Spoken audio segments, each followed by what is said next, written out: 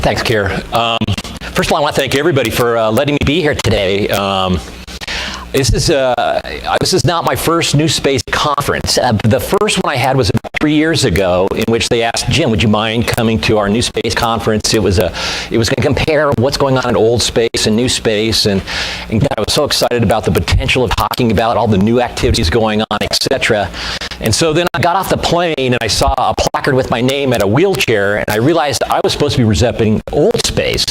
And needless to say, I was a little bit distraught. Yes, there's a few more wrinkles, but I still thought I was kind of motivated about what was going on with NewSpace. And then one of the things that occurred to me was kind of a deja vu of my own experiences in the late 1990s, early 2000s, where we talked about something called the internet in the sky. We were going to blot out the sky with satellites. We had billionaires. We had new technology.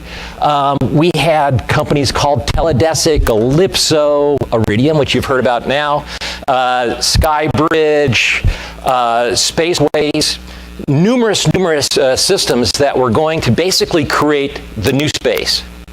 They talked about a lot of different things relative to building multiple satellites, getting the cost down. Launch costs were dramatically lower. Does any of this sound a little bit familiar? So the question was, what happened? Why did that not work? Why is NewSpace now going to work? And so I started thinking more and more about what has transpired? What is going on that's different? What did we have to learn to be able to come into the, I'll say, a renaissance of a NewSpace 2.0? And by the way, I thought I was young back then. I was old back then compared to the people that are in this crowd. So one of the things that we did look at was that some of the fundamentals that we had were not technology. Technology was not the problem we had even in the early 2000s. Yes, there were some cost points relative to some terminals for ground terminals and other things that we quite didn't figure out. But the real issues were that we did not anticipate the business plan appropriately. We did not recognize what some of the potential alternatives were to space. That we thought that we didn't anticipate that GSM would be as global as it truly was from a terrestrial perspective. And we didn't realize how important it was to be on time to be at market, because frankly, it allowed the terrestrials to catch up. It allowed a lot of things, and the dollars and the price points went down and down and down. So there was a certain other mentality there that was effectively build it and we will come. It was a little bit more of a field of dreams type of an approach, that once this was up there, then it would be utilized. So what's different now? What's different now? What you're seeing is, besides the entrepreneurs here that were great, Chuck Beams, one of my friends, talked yesterday, the business potential, the incredible excitement in the venture capital community, etc. The things that I think are different now is that some of the tech giants, some of the customers that are actually building the infrastructure in space, it really is infrastructure. That they have actually a business case and a business need for that infrastructure. The recognition, for example, that 70% of the world is not covered by the internet, or not covered with easy access to the internet. And it's not easy to lay out a lot of ground infrastructure to enable that to happen. And so when you're looking at trying to expose services, sales, marketing, etc., advertising to a 70% of the market to open up for all of the tech giants, it's something that's extraordinarily appealing, and something that's really something that has a business case associated with it. Because of all of that, NewSpace 2.0, as it's been called several times, has a significant opportunity, because not only is space is not the end all, space is the vehicle that enables other opportunities to happen on the ground. And once that thought process and mentality occurs, NewSpace can evolve. NewSpace will evolve. And NewSpace will cause some of the creativity that we're looking at right now. one of the things that a lot of people start to think about more and more when they talk about new space, in fact, is that we talk about new space because space is cool. I mean, let's face it, it really is. You know, when I started in the business with my, everybody's talking about, what it was, Chuck Beams, I think, was talking about yesterday, that you guys have your own computer in your hand right now. I think I started with an abacus. But even back then, when we started thinking about that, when I used to talk to everybody else about what they did for a living versus what I did for a living, and some of them were quite successful, made quite a bit of money, etc. There wasn't one person that I would have traded jobs with as far as the excitement of my business. Okay, I lied. I would have been a baseball player if I could have. But other than that, there is no business more exciting than space. But the key aspect when you're looking for venture capital, when you're looking for investments, when you're looking for actually improving your operations, is not space. It's what are you going to be doing? Are you a communications business? Are you an Earth observation business? Are you a business that provides processed capabilities to other customers? Because it's not what's up there, it's what you're bringing down and how it's going to be utilized that's going to determine whether new space is successful or not. And so it's absolutely essential. Now, what are the enablers that new space can do that allow that type of capability to be done more economically, which is what everybody was talking about yesterday. And so part of that whole key are some of the things, believe it or not, we learned in space, New Space 1.0. It was rate is critical. If you want to get the cost down, get the rate up. And so what you talked about, a lot of people talked about yesterday was, how do I build small satellites? How do I build more satellites? How do I get the cost down by using off-the-shelf capabilities? How do I recognize that I'm okay with a satellite being only 2 to 3 years old, and then I'm going to go to a new type of capability because of Moore's Law, because of the theory of microcosm? How do I enable this to happen? How do I make sure that the rate is there? How do I make sure that I'm constantly renewing my capabilities so that I'm not 2 generations behind consumer electronics? In the when Space 1.0 just collapsed, let's face it, it collapsed. Teledesic died. Iridium, although it's around now, the reason Iridium's around now is it went bankrupt and it was sold for less than cents on the dollar. And now the good news is it's been renewed. It's a highly successful business and looking like going forward. But it almost is an analogy of a really bygone era, the train business. When we were looking, when Amtrak and all of the train business for the United States was going forward, the reason it was successful when it finally occurred, it went bankrupt at first and people bought it at cents on the dollar. Now, I'm not telling you that's a strategy, but that's an approach that's going on. But what happened, though, is when all of these systems collapsed, the sky bridges, the ellipsos, the astrolinks, the teledesics, Globalstar has been renewed, but Globalstar was one of them as well, is that there was a hunkering down that occurred. The commercial boom had ended to a certain extent in space. And what happened was that the government started to go more and more conservative. And the reason I bring this up is that part of the elements, which is everybody's been talking about right now, is assured access to space. And not only assured access to space, low-cost assured access to space.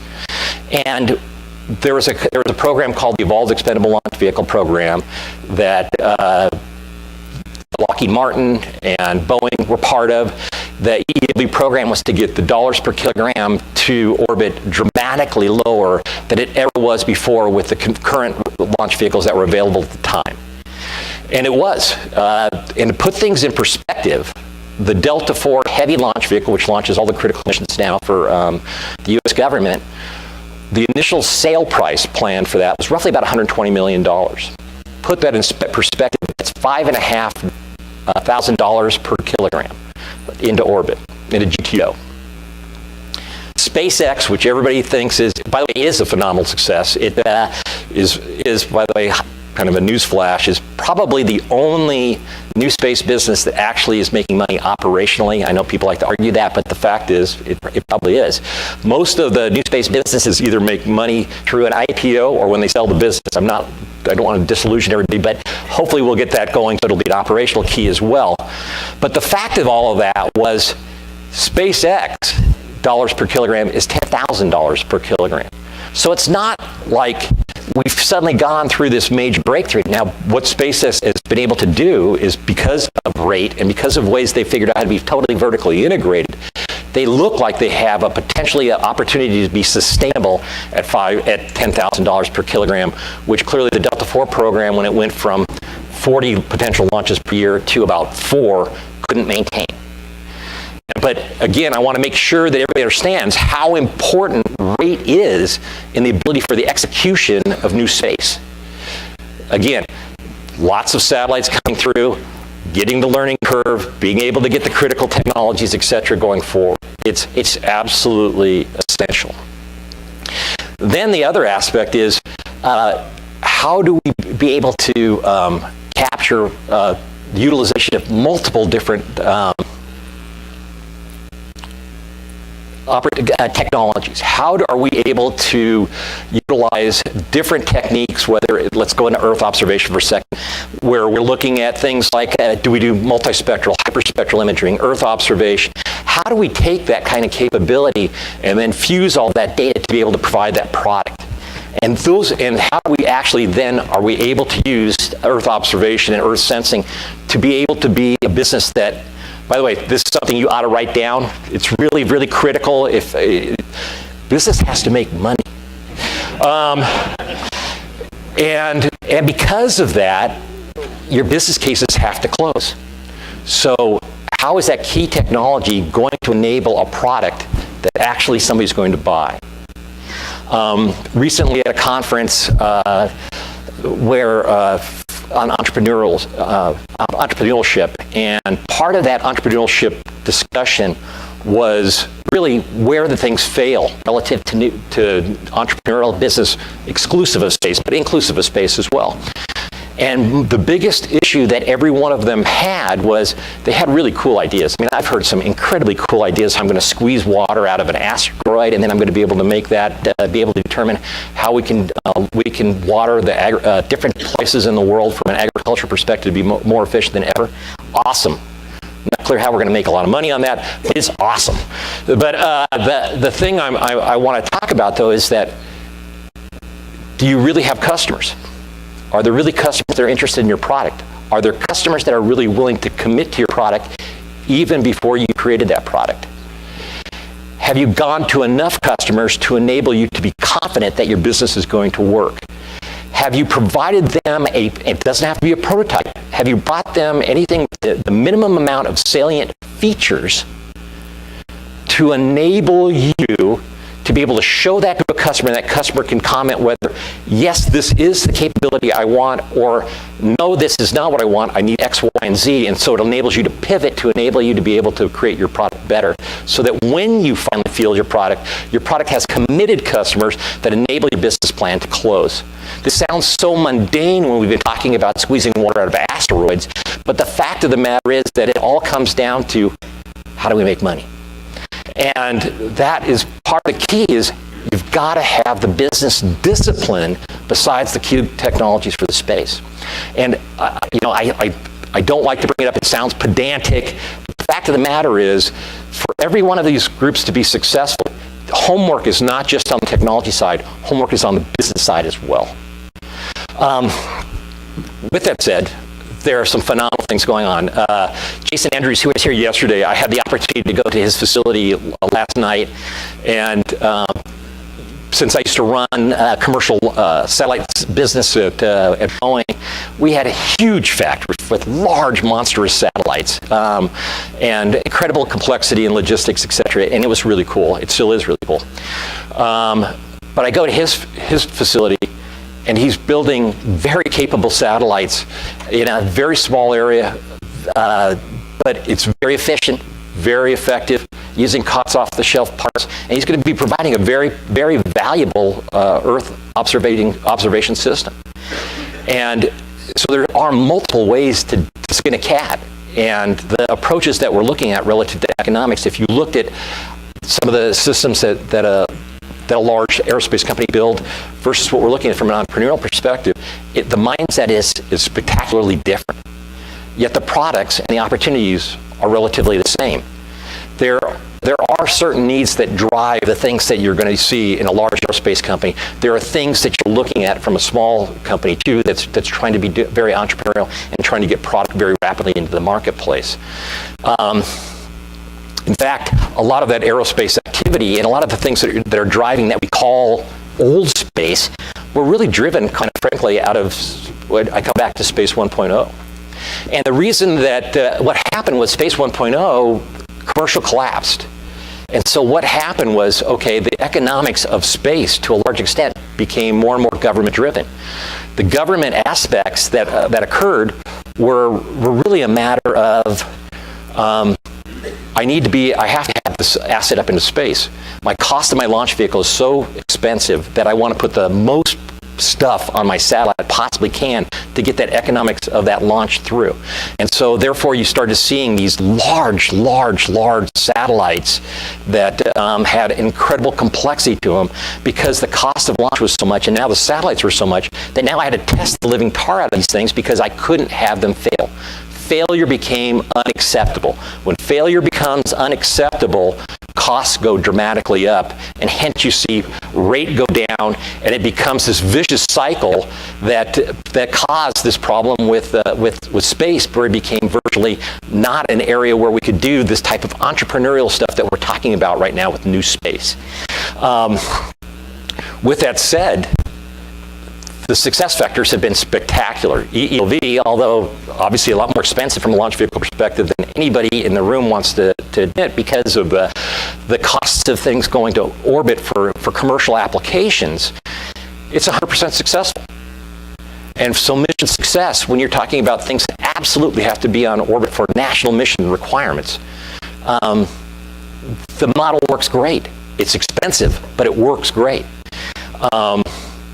There are things that we're doing right now that are maybe counter even intuitive to some of the lower cost space applications, such as driving more mission quality into some of the launch vehicles, trying to get away from Russian needs, going to establish U.S. launch propulsion systems, to be able to assure access to space, not necessarily reduce costs to space, although there are opportunities to do that, because of national mission needs. And the reason I bring up all this government stuff is 2/3 of all of the missions that are done in space now are still government. And so the government happens to be a large economic factor associated with the overall space economy. And so until that changes, a lot of the requirements and things that are driven in space are driven from government needs. Now, how do we evolve away from that? Things that SpaceX are doing are actually kind of revolutionary in the fact that SpaceX has effectively said, I have a product, government, and if you want to use my product, that's great, but I'm not altering the product without you absolutely, having to pay for that, because my customer, my main customers, my commercial customers, these are the economics they want. They're accepting of the reliability that I have with my vehicle.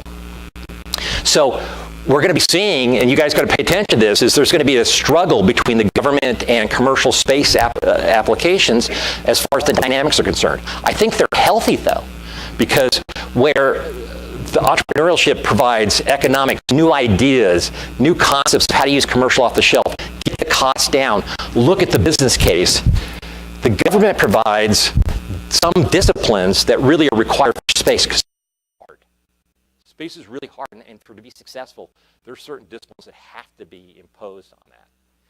And there's becoming, and you're going to see this more and more, there's a blending now of where you're seeing the old space regimes, the Lockheeds, the Boeings, the Northrop Grummans, et cetera, are moving some of their activities more and more to what I'll call the new space regime. I think you're seeing some of the things from the new space regime moving towards what's going on relative to the old space regime.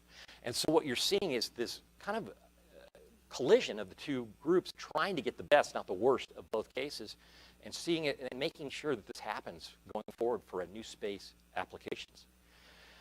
So, you know, I'll give an example. We're a microcosm of it, but Aerojet Rocketdyne is actually doing that as well. Not only are we building the traditional Artis 25 engines for space launch systems for manned applications that are derivatives of space shuttle main engines, but as Fred Wilson talked about yesterday, we're doing electric propulsion. We're looking at nuclear thermal propulsion. We're looking at clean propellants, green propellants. We've caused relationships with some of the, we're working with a lot of the entrepreneurial groups is trying to bring that to fruition. So again, you're seeing kernels of NewSpace and OldSpace emerging together and coming together. So I think we're coming out of the dark ages. I think that the NewSpace 2.0 is going to be successful. But 2.0 is successful if we really do the things that we need to do. Embrace the technologies of the consumers. Embrace the technology of commercial off the shelf. Embrace the entrepreneurial shift that's going to enable a lot of the things happen going forward. But be mindful of the understanding of the things that you've learned from lessons from government perspective. Be mindful of what you need to do from a business perspective. And when you do that type of thing, this could really open up space for all of the different things we wanted to do it. Not just communication, not just earth sensing, tourism. Open your mind to all of the different things. Because the bottom line is that space allows you that access, that ability to be able to provide capability around the world, open up new markets, enable you to be able to bring products that are going to be exciting, dramatic, and change the world even further than we ever thought. I'm fortunate enough to have been here working longer than 99% of you have been born. And I think my wheelchair is, by the way, out in the back. But I'm really excited about what's going on. It is a new frontier. It is a new way to look at business. It is a way to finally capture what you're going to be doing in space. And as a career, there's nothing better. I am really excited for all of you, and I'm excited for working in this industry, and I want to thank you for being patient with me while I muddle up here.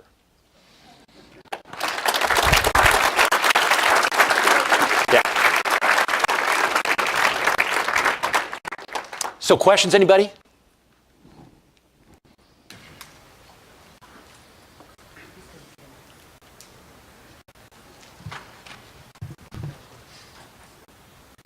Got a question? Okay.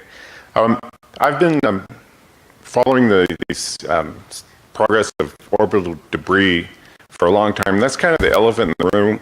And we were talking about launching all these satellites and everything. And we could virtually turn it into a blender up there where low Earth orbit is unsurvivable. So what would your opinion be of a coalition for mitigation be formed and experimental satellites launched to capture different varieties of debris? Well, I think it's a great question. So first of all, I mean, let's knock on wood here. The good news is that we have been incredibly fortunate in not having any conjunctions to date, or very few. And fortunately, as long as we don't have ASATs and other things going up there, there's a lot more control. The debris can be controllable, but the debris is getting larger and larger. And I've been asked this question several times, when I was at Boeing, they thought, well, do you think it's Boeing's obligation to be able to clean up the space? I think that a coalition here is the absolute right answer for it. It's an international coalition. Right. Because space is an international activity, and living in space, and in a very congested business that it's going to be in, is an international requirement. And extrapolating off what we did with the International Space Station, and extrapolating off these other things, this is an international requirement where I think that we need to have a coalition that is willing to go in there, look at the approaches to be able to collect the debris that's currently there that's an issue. And number two is cause regulations, et cetera, on how we exit the LEO orbits to enable us not to keep junk in space. Right. Every mission should be planned to end without creating debris. Exactly. And so that's part of the, that's a requirement. But that's a requirement and a desire to enable us to be able to use space. Okay, thanks. Sure. We have a number of students in here representing Space 3.0 from the Aviation High School sitting in front. I think it would be useful for them to hear how you got where you are now, and what did you study, and what was your career path? Mostly it was on bribery.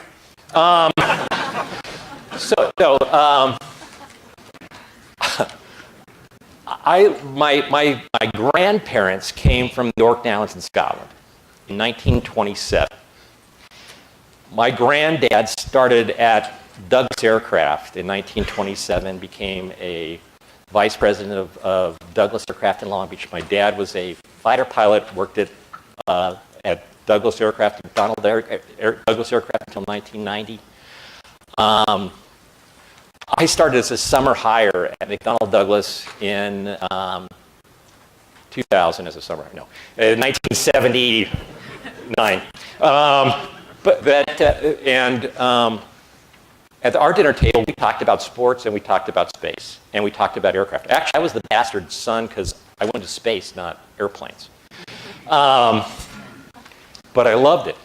I was pre-med for 2 years and decided that at that point, I was a summer hire. I loved engineering so much. Changed my major, became a materials engineer. Went to UCLA. I know I'm sorry, Seattle, but I'm not rooting for you guys. Okay. Went to UCLA, got my bachelor's and master's in materials engineering. I was fortunate enough to be able to be on multiple different programs.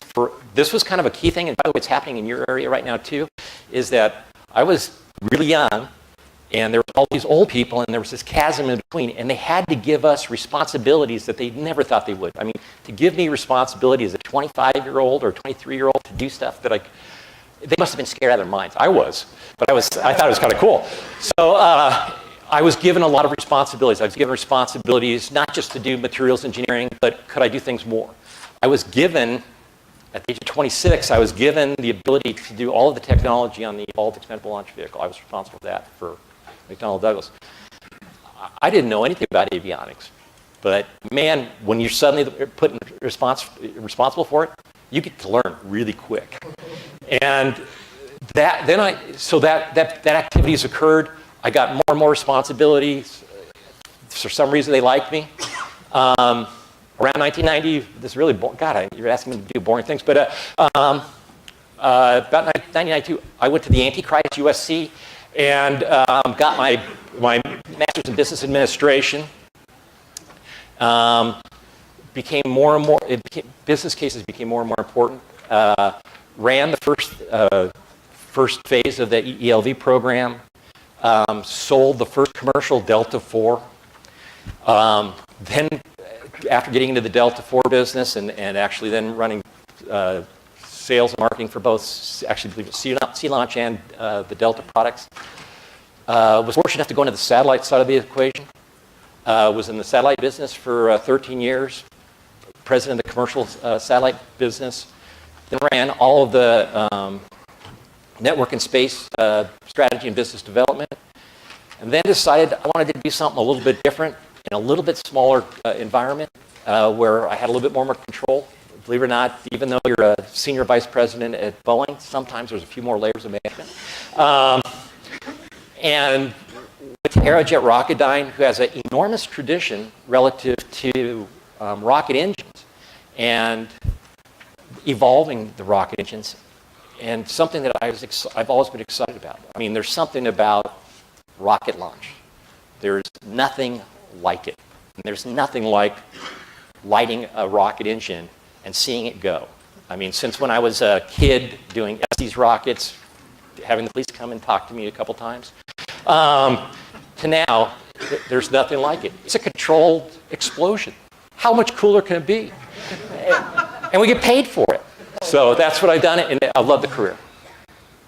Yeah, you made a few remarks about competitor SpaceX, and did you say that you think they're actually making a profit? Because nobody I talk to thinks they are, because the head count is too high, the launch costs, what they're charging is not enough, and they've got so many other projects going on, like construction in Texas and Florida and Red Dragon. So can you comment a little bit on that? Well, they're a private industry.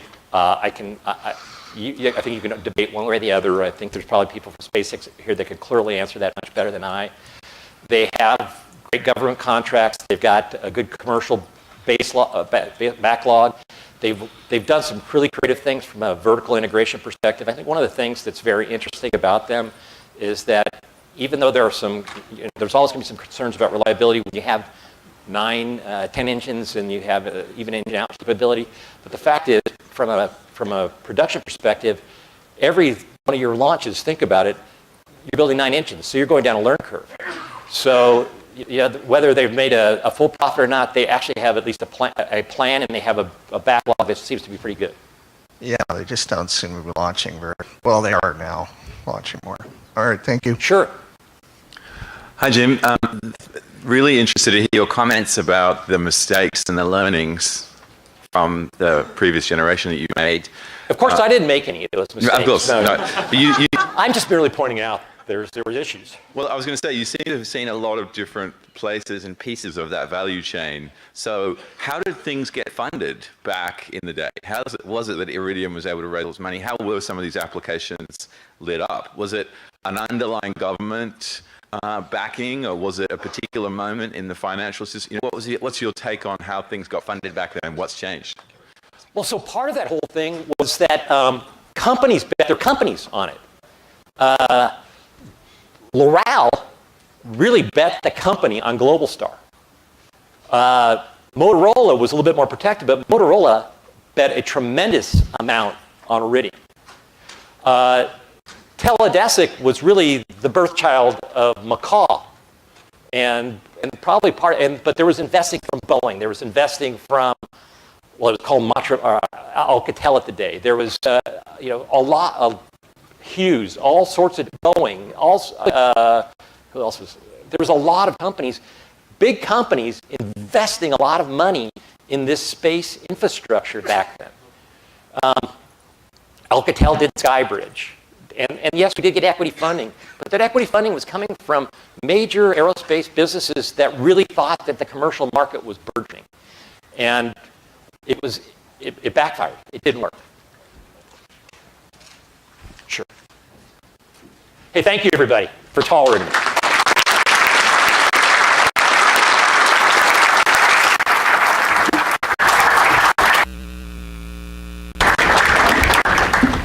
Thanks, Kier. First of all, I want to thank everybody for letting me be here today.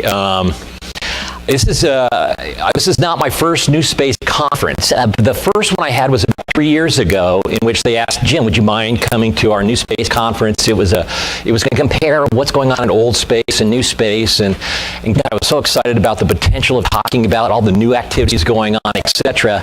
And so then I got off the plane and I saw a placard with my name at a wheelchair, and I realized I was supposed to be representing old space. And needless to say, I was a little bit distraught. Yes, there's a few more wrinkles, but I still thought I was kind of motivated about what was going on with new space. And then one of the things that occurred to me was kind of a deja vu of my own experience more about what has transpired, what is going on that's different, what did we have to learn to be able to come into the, I'll say, a renaissance of a NewSpace 2.0. And by the way, I thought I was young back then. I was old back then compared to the people that are in this crowd. So one of the things that we did look at was that some of the fundamentals that we had were not technology. Technology was not the problem we had even in the early 2000s. Yes, there were some cost points relative to some terminals for ground terminals and other things that we quite didn't figure out.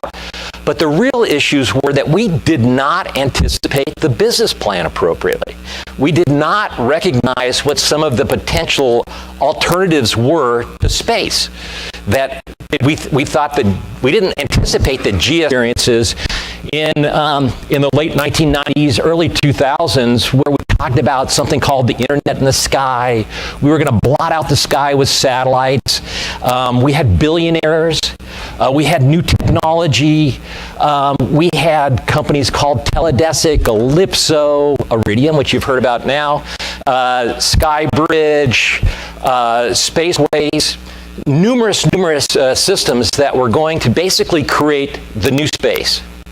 They talked about a lot of different things relative to building multiple satellites, getting the cost down. Launch costs were dramatically lower. Does any of this sound a little bit familiar? So the question was, what happened? Why did that not work? Why is NewSpace now going to work? And so I started thinking more some of the customers that are actually building the infrastructure in space. It really is infrastructure, that they have actually a business case and a business need for that infrastructure. The recognition, for example, that 70% of the world is not covered by the internet, or not covered with easy access to the internet. And it's not easy to lay out a lot of ground infrastructure to enable that to happen. And so when you're looking at trying to expose services, sales, marketing, etc., advertising to a 70% of the market to open up for all of the tech giants, it's something that's extraordinarily appealing and something that's really something that has a business case associated with it. Because of all of that, NewSpace 2.0, as it's been called several times, SAM would be as global as it truly was from a terrestrial perspective. And we didn't realize how important it was to be on time to be at market, because, frankly, it allowed the terrestrials to catch up. It allowed a lot of things, and the dollars and the price points went down and down and down. So there was a certain other mentality there that was effectively, build it and we will come. It was a little bit more of a field of dreams type of an approach, that once this was up there, then it would be utilized. So what's different now? What's different now? What you're seeing is, besides the entrepreneurs here that were great, Chuck Beams, one of my friends, talked yesterday, the business potential, the incredible excitement in the venture capital community, etc. The things that I think are different now is that some of the tech giants,